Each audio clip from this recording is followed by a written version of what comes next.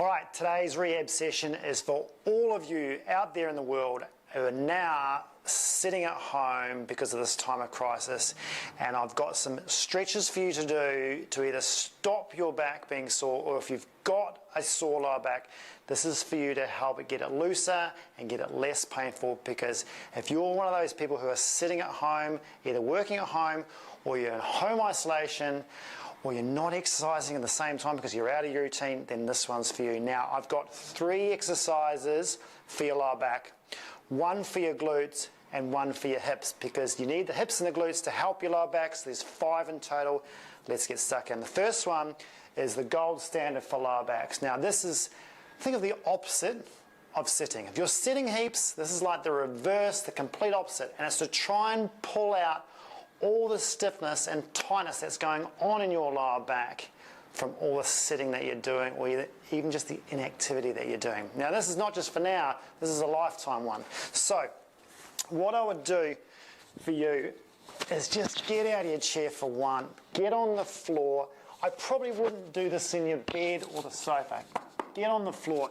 Now, this one's called McKenzie extension because it's named after an amazing New Zealander, of course, called Robin McKenzie. Now, this one here is to reverse the sitting flexed position. So, if you notice what I'm doing, hands directly under shoulders. Now, when I push up, of course my pelvis is going to come off a little bit, but I'm trying to keep the front of my pelvic rim bones on the ground, okay? So your pubic bone, if you like. I don't mean the front bony parts here, the middle part. So that's what you're trying to keep on the ground. So it's not like a yoga one where you're coming way off. You're actually trying to keep it down so you actually stretch through the lower back. Now, some of you won't be able to get up that far. I've got a pretty mobile lower back. So some of you may find you can only get to there because you're so stiff. Well, you've got to start somewhere. But what I would aim for is when you push up, you just go to the stiffness and don't try and hammer through it. Just go to the stiffness and then come down. And you're after about 2 seconds at the stiffness for the stretch and come down. It's not a sustained one. I don't want you sitting there and just holding it there for minutes, okay? You do 2 seconds up, 2 seconds down. You might wait for 2 seconds and then go again. And the crucial thing is you're trying to make sure when you do it, relax your lower back, relax your glutes. Don't let them fire up. So you've got to practice this a little bit so it's a complete passive stretch when you come upwards. And when you do push upwards, to try and stop those muscles firing up, you've got to try and think about, if I can push the ground away from me and then hold myself with my hands and then relax, then I'll get that deep stretch. Be mindful of any pain and then drop down. Now, people say, well, how many? Listen, I advise set of 10. So 2 seconds up, 2 seconds down, 10 times. That's 1 set. 3 sets twice a day, okay? Minimum, if you've got back pain, a lot of stiffness, or you've just been sitting far too much. Then you can probably bring it down to once a day and then once every few days. But that's a really, really good one because, like I said, it's the opposite of that position. So there's my C-shaped curve. That's the bad position you want. If you're in the sitting position, you want to be avoiding that position. But to reverse it, do that one, okay? McKenzie extension, that is gold. I can't recommend it highly enough. Now, so that's your first one I want you to do. Second one is the old footy stretch. Now, this one seems, you think, oh, this is pretty easy. But with this one, your lower back's going to thank you. What I want you to do is have one arm completely out like that, okay? Some people can't get it backwards. Some people might have to have it straight. But as long as your arm is out, what you're trying to do is keep that shoulder down. So when I go into rotation, because this is a rotation stretch, one side at a time, you grab that leg, take it over. Now, some people are really tight, go, oh, this is as far as I can go, and I can feel it in my glute, and that's fine. You may not feel it in your lower back, so don't get put off by just going there and going, oh, nothing's happening, okay? Something is happening. You've just got to hold it there for long enough. So this is holding down here. You might get a bit of a pec stretch here. This one's taken over. Again, only go to the pain. So don't go into pain and try and force it and smash it over there. Might just go for a bit of a click. They go there and go, oh yeah, they click it, and oh, that's better. That's not enough, okay? The clicks are fine. But when you take it over, get there to the point where you feel like, I can't really go any further. It's a comfortable enough stretch from maybe my glute through to my back, and you hold it there. Now, how long for? This one's a tricky one. You need to go 1 to 2 minutes. Now, it's boring, and it's long, but it's worth it. And I would try and do that stretch for 1 to 2 minutes. So maybe 1 minute if you're a bit of a beginner.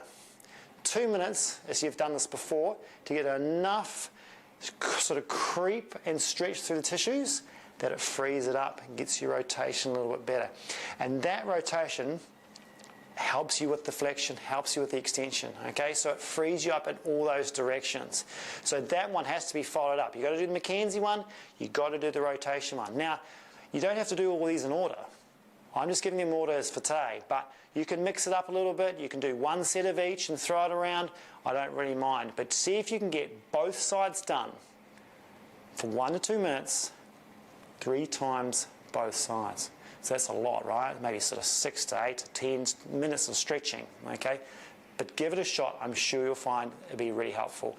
Now, once you've done those two, okay, and if you're that sort of person who's got really tight QL muscles in here, extensors are just really rock hard, you put your finger in there, you go, oh, it's really tight, you may find you need a little bit more. And this is where the third stretch comes in. So this is your QL stretch. Now, your QL stretch, listen, you can do QL stretches all over the internet. They've done in different ways. This is what I like. I think it really works.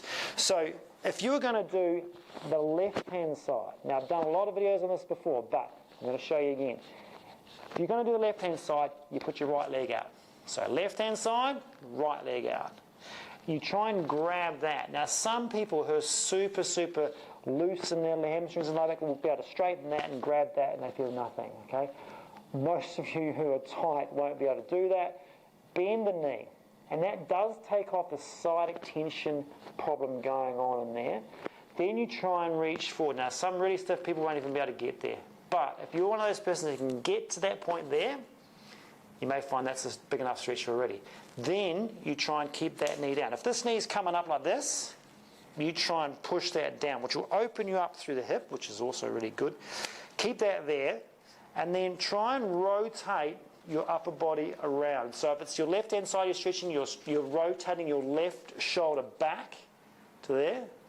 Then from there, with this right leg, just take that a little bit, and then you're going to try and use your right arm to pull yourself down, right down, so your chest or your rib cage comes closer and closer and closer to that thigh.